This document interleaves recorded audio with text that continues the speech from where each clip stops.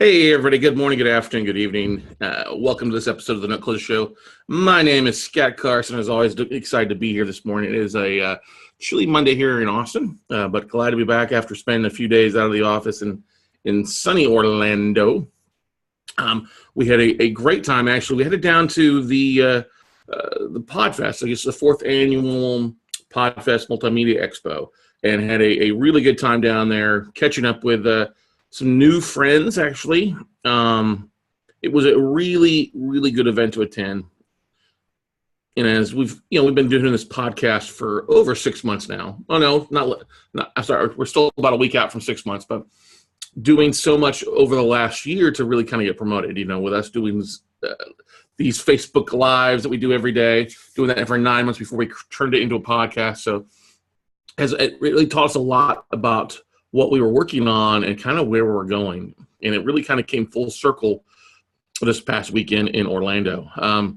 First and foremost, whenever I go to an event, I always want to go something that I'm going to learn something. I'm going to expand my business. Don't get me wrong. I love going to events. It's nice to go and catch up with people. It's nice to literally, see new faces, see old faces, because we do so much marketing online. We have a pretty good following of, I guess you could say, the online friends. And it's always nice to catch up with old friends, but it's always nice to expand our network too. And find out what we're doing well at and really what we're not doing well at too. That's always an important thing. But this last weekend, we had kind of two events to choose from. We had to either go to the Distressed Mortgage Expo taking place in New Jersey that Marc Gold and Matt Mahir, our friends, are putting on. Matt Allen, I'm sorry. Hang out with probably 200 of our friends and family and stuff, I guess you could say, considering that probably 3/4 of them were already students or vendors of ours. We're going to an event that we've never been to before. It's not real estate focused, but it is kind of business focused on where we kind of see the business going for us. And so I think we made the right choice by going to Orlando. It was definitely a lot cooler, a lot warmer than those in New Jersey. A lot more people looked like they showed up, but we were pleasantly surprised to see over 350 plus people at the Podfest Expo, and 300 plus people in a room on a Friday night there, or Thursday night, which was kind of the pre-event. It was really nice. A lot of great networking. We made a lot of new friends, a lot of new faces, and really look forward to seeing a lot of people going. But, as I said before, whenever I go to an event, I'm always trying to expand my business in one form or fashion. And I love it. Everybody saying good morning. Hi, everybody. Good to see you guys. Hey, Laura. Hey, Dan. Hey, Cody. Everybody out there that's joining us on the Facebook Live. If you're listening on iTunes, Stitcher, iHeartRadio, any of the different, there's Spotify's out there as well. Thank you for listening. I have to say that Chris, the gentleman that put on Podfest, did such a tremendous job with the event. Definitely a labor of love, and his wife and their partners did a really great job with it, first and foremost. Well run, ran on time for the most part. Some longer days, but I see where they were going with a lot of the great aspects of things. But it really, really, really helped us in our business. And for those of you that know me and follow me for our real estate stuff, this event really is going to help us with several things going forward. And I thought I'd make a quick little list and kind of go through some of the most positive things that we took from going to Podfest. And for those of you guys that are like, okay, why am I going to watch this? I don't run a podcast. Look, whether it's you do or you don't, you probably listen to podcasts and realize, I think the average, about 50% of people listen to around 6 podcasts throughout the week. I think I'm on that lower scale, obviously.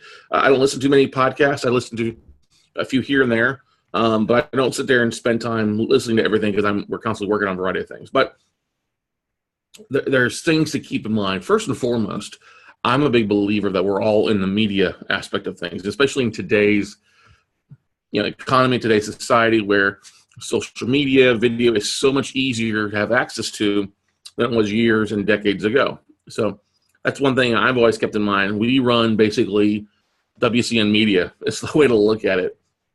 With all the things that we do, all the webinars, all the videos, and the other trainings that we do, we're more of a media company than anything else. Yes, we're a real estate investment firm first and foremost, because that's where we make our bread and butter. But we also have that media aspect that we treat it that way. And I think a lot of people don't. I think you need to keep that in mind, that in today's market, today's economy, if you're not promoting, you're not marketing, you're kind of behind the eight ball. And choosing not to, you're going to get passed over very, very quickly and very rapidly by others. And that was our biggest, I guess you could say, our biggest thing going into Podfest. I didn't really know what to expect. I haven't been to one before. First time that Steph and I have attended something like this. And it was really, I found it rewarding. I know Steph really got a lot of stuff out of it as well, too. Some very long days that's before, but we got some really great things. And the one thing I was really surprised of more than anything else is how overwhelmingly friendly Podfest was. Absolutely blown away by how friendly and everybody was. I've always thought that the note community is really friendly, which it is. The podcast community might even be more friendlier in a variety of ways. One, we had so many people from doing so many different things out there. People doing podcasts from real estate to legal to travel to history to comedy to living with herpes, some motivational people, how to do podcasts. One guy has a podcast just talking to Amazon's Alexa. So there's a variety of ways. It's just amazing and blown away the amount of different type of podcasts. Now, typical event, about half of people were doing something and about a half people were looking to get into podcasts. That was a big thing when I was talking to people. When I was asking, do you have a podcast? I'm like, well, I want to. I want to have one, or I'm getting ready to have one. And I asked them how long, how long have you been working on that? Well, I've been working on it for a while. Well, if you haven't started one, because it's relatively easy to start a podcast. We found that out a variety of ways. Good morning to those that are joining us. Good morning, Chris. Good morning, Brenda. Good morning, Winter Headers. Good morning, Steph. It's actually relatively easy to start a podcast. It was, especially what we do, we've had it very relatively easy. We're very blessed, I believe, is one of my points, that we've got somebody with a feature brand and Tom and Tracy Hazard to do some really great stuff for our podcast. So all we've got to do is literally get it and throw it out there. There's a lot of people in the community that are doing a lot of it themselves, and that's probably why they're struggling more so than anything else. One of the big things that we found out, for the most part, is those podcasts that are doing at least 2 or more episodes a week are having a lot more success than those doing it once a month or once a week. So that was something that we feel pretty blessed, the fact that we do these pretty regularly. Rarely do we have less than 2 a week. Usually we have more than 2 a week, so we're pretty excited about that. The event was also kind of split between podcasts, and then they also have a YouTube track. People using YouTube for their media or to share their video podcast. And that was a really valuable workshop on Thursday that I went to. Really enjoyed that. Got some great pointers that we'll be using in our business and in our marketing to help promote our episodes across the board. I got a chance to meet with Roberto Blake, who's a guy who does a lot of stuff on YouTube. If you're doing any type of video, check him out, Roberto Blake. Pretty cool guy on some of his marketing and what he shared, and then becoming a bit of a YouTube sensation with some things. So I look forward to kind of spend some more time with him. The real estate, I was a little, like I said before, I was pretty surprised there were not more real estate investors or real estate shows there. Yeah, there was a chunk of realtors. Yeah, there was a few investors, but they had a specific real estate breakout. There was only about 20 some odd people there. And from talking to everybody in there, the 3 presenters were Tyler Sheff, who runs the Cash Flow Guys, Larry Humboldt, The Real Deal, and then Rock Life, who does a motivational and a multifamily podcast. And Rod's got the biggest out of anybody in the room. He had a couple million viewers and million downloads and things like that, which is great. Been doing it for quite a few years, not 6 months, but we were pleasantly surprised that we were ahead of most people in that room. With our views, our downloads, our likes, our audience, the fact that we've actually been sponsored, got a couple sponsors, is an underlying request a lot of people do. I want to do this, but how do I get sponsors? How do I get sponsors? And that was the big thing that I think we were very pleasantly surprised, is that if you're putting out content, if you're giving information without the intention of trying to monetize every little thing, you're going to have a lot faster success versus somebody who's like, I'm going to start something, but I want to be sponsored from the get-go. And it doesn't really work that way with podcasts. You have a lot of people out there doing shows that are just out into the abyss and waiting to see people respond back. and pleasantly surprised. We've got a pretty good audience. I want to thank all of you again for listening or watching. They're part of our extended Note family, but we were pleasantly surprised that we were pretty far out and doing some really good things. Marketing. Stephanie Lahart from Boomtown Media out of LA did a really great presentation on some marketing stuff. We took some great pointers from her presentation on some subtle tweaks that we're going to be making, over the next week. Already made a few changes on some stuff, going back, fixing some new things, some of the things that we've done before. Pretty easy things to adjust. She did a tremendous job of handling the marketing for the event. This lady was all over the place and just did a fantastic job. So we look forward to talking with her a little bit of some things and possibly having our National Social Media Day. We found, too, that a lot of people were scared of using Facebook Lives to promote their podcast. There was a good breakout. Christy Hostler from Key West did a really good little breakout session on Facebook Live. And for those that are watching on Facebook Live, if you're in business of any sort, this is a relatively easy and inexpensive way to really kind of get things rocking and rolling for you. If you're listening on iTunes, Stitcher, if you're looking to start something, hey, start honing your skill doing Facebook Live. You'll get a lot better. I know that we have gotten better over time with everyone that we've done, especially leading up to the launch of the Note Closer Show podcast. I was surprised that when Chris was teaching, she did a 30-day Facebook Live thing and is going to restart it back up. I would have figured somebody who was speaking on it would have probably been doing it consistently and just made it a part of their business going forward. But she did a great job. She provides some really great tools that we'll be using in our business to help us co-launch or co-stream across the board. We're on the right track is our number 7 of what we talked about. Number 1, great community. 2, the split of using YouTube was a big one. 3, the real estate track was us being on the right track there. 4, monetization. 5, marketing. 6, using Facebook Live. 7 is that we just need to stick to what we're doing. Don't get me wrong, we can always learn from other people. We always learn what people are doing good or what people are doing bad at. I think we were on the right track with things. Steph and I had a conversation about that Saturday night or Friday night. That we really believe we're on the right track with this, and we look forward to this being a great way to connect with our audience on an almost daily basis. And we'd love to hear from you. If you enjoy what you're listening to, please let us know. If there's things you'd like for us to target, please let us know. If there are things that we suck at, please let us know so we can fix it.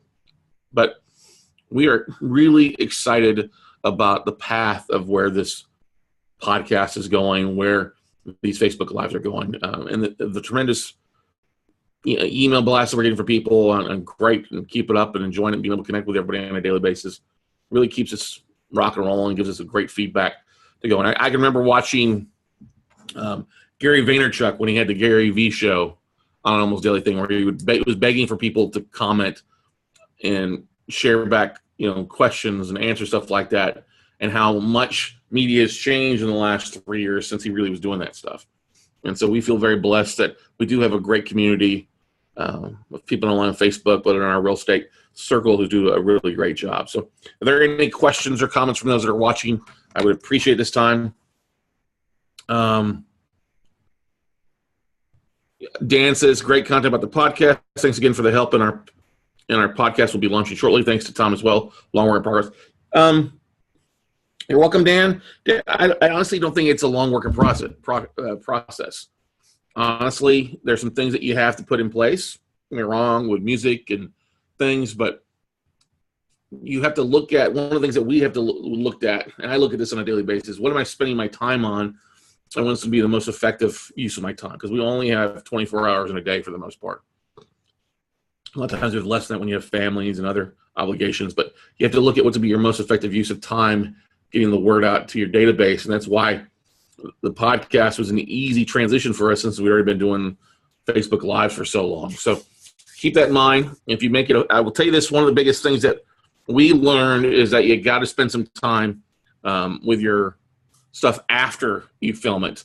You got to spend a little bit of time working on things to make sure and giving some quality and editing to your stuff really goes a long way, and long-term success is one thing that I didn't post down there, but that we are working on. I've had a couple conversations with Tom, who handles that for us, And we're going to be making a few subtle changes here on our end on how we approach the episodes, approach the things that we do to make things happen. I have to give a shout out to Tom Hazard. It was great hanging out with the guy that produced our podcast for a couple of days, getting a chance to know him a little bit better, and getting a chance to just kind of pick his brain on some things, and seeing us in the same sessions and having the same points. Aha, that's a point, or that's something good. It's good to be like-minded like that. And it was also really good. I learned a couple of things that other people were doing with their podcast or to promote their business. But I was like, that's genius, and wrote it down. And you'll see some cool things coming and taking place here over the next 2 weeks for the most part, that will really, really, I think, help us really knock things out of the park going forward on some things. So if you aren't listening to us on iTunes or Stitcher and you're just watching us on Facebook Live, you definitely want to go out and check out and subscribe to the podcast on iTunes or Stitcher or something like that, because we've got some things we'll be doing on the podcast that you won't see necessarily on Facebook Live. Some things that we'll be doing to those episodes to make sure and see who's all listening. So looking forward to that. I know that a lot of people, I got some text messages and voice messages from people that were in New Jersey for the Distressed Mortgage Expo. Looked like it was a decent event. I don't miss the cold.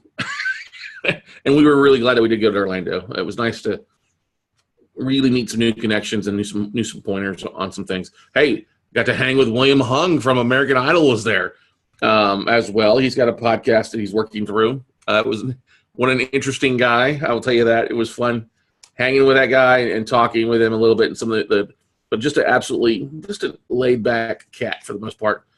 Just chilled and was there. I think he realizes infamy on where his 15 minutes of glory are at, but he's doing a great job of expanding and going from there and doing some other things as well with his stuff. So, but it was interesting going around and talking to a lot of the vendors that were there. There were several podcast hosts. There was some people that were there to help you get interviewed. And for those of you that are serious out there that have been interviewed by their podcasts, that's a great way to help you expand your knowledge, expand your circle of influence. For those of you that are actually doing deals on a regular basis, I know myself, I know Dan and Aaron Young. There's quite a few of us who have appeared on other people's podcasts, and we enjoy that. It's an easy thing to kind of expand your audience and your market reach by talking with other people that have other audiences. So that's one thing that we're going to be seeing a little bit more of here over the next few weeks, is a kind of a push up through April and May to get on a few more shows with other people, which should be relatively easy because we already booked some of those from this last weekend. So as always, we took a bunch of business cards. As always, we connect with a lot of people on social media, people that are rock and roll and excited at some of the points back and forth, the comments from people. We met a couple fans. Actually, it was kind of nice to see the round table stuff. People that, I listened to your podcast, which was pretty cool, considering especially that they weren't really necessarily real estate investors, which I found kind of interesting. But yeah, people, I've heard your thing. I've heard your show. I listened to your show. Great show, stuff like that. I will tell you that the pop sockets that we had out there was one of the big hits. A couple of the big marketers that were there, like, that might be the coolest marketing piece they've seen, which was pretty nice. So questions, comments, concerns from anybody out there? We should have about 5 new episodes uploaded into iTunes later today, if not tomorrow. Got some great interviews. Kathy Fetke from last week should be up here Monday or Tuesday. We've got a very busy week ahead of us here. We have Bill Mancaro from PaperSource join us tomorrow, which will be really good for episode 240 of the podcast.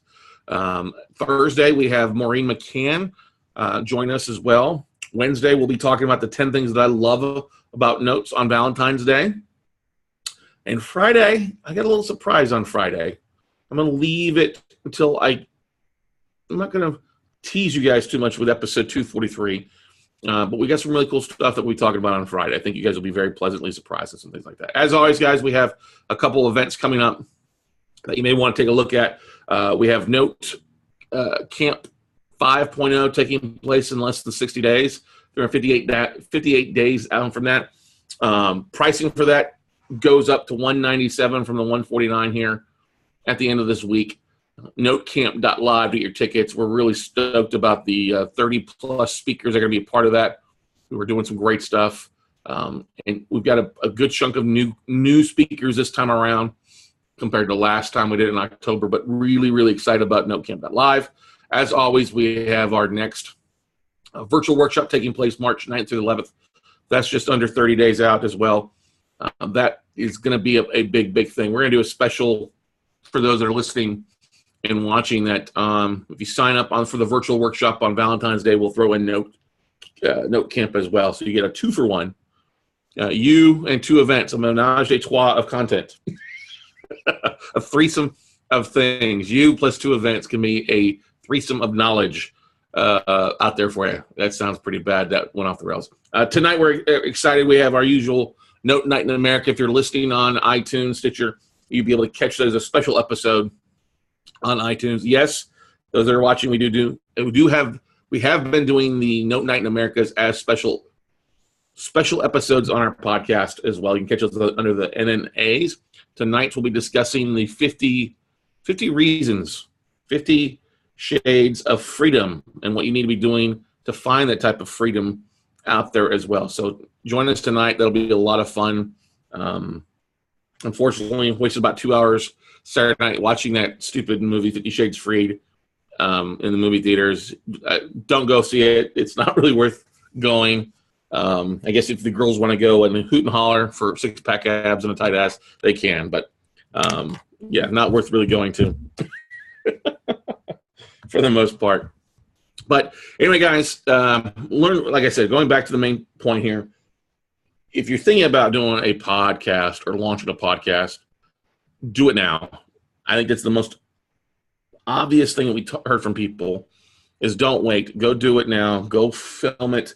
Go start doing it because you're only going to get better at what you're doing by doing more episodes and crafting your content, crafting your expertise, and launching it. And honestly, I know many people aren't. That was the biggest thing. You have a lot of people like, I want to. Well, then do it. Go film it. Get out there and do it. Don't overthink it. Keep it simple, and you'll be a lot happier in the long run because you did start. And that's one thing I look at now. I wish we'd have started 6 months earlier or 9 months earlier. We've done a great job. I think we can do a lot better, and we plan on doing a lot better in the long run. So that's about all I have for today's episode. We hopefully you find it valuable. If you didn't go to Podfest, they have it next year. I don't know exactly where it's going to be. Probably back in Orlando, I think. But it's well worth going to. Great event. We look forward to that event. We'll also be getting to another podcast event in June up in Philadelphia in the podcast movement, which is obviously a much different type of event we found out than Podfest. One thing that's positive as well, too, is we met quite a few people from here in the Central Texas region, Austin and San Antonio, some great guys, great gals, and we look forward to networking with them and kind of helping each other out as we grow our podcast. So once again, guys, this is an episode kind of based on, hey, what did we learn? What can we do better? Definitely a lot of tweaks to what we are currently doing, but we're pretty excited these tweaks will add much more value and I think quality to our content. Because I don't think our cup runneth over with content, according to everybody, which is great. A lot of people struggle for content that we do not. So anyway, guys, have a great day. Go out and make something happen this Monday. And as always, we look forward to seeing you all at the top, everybody.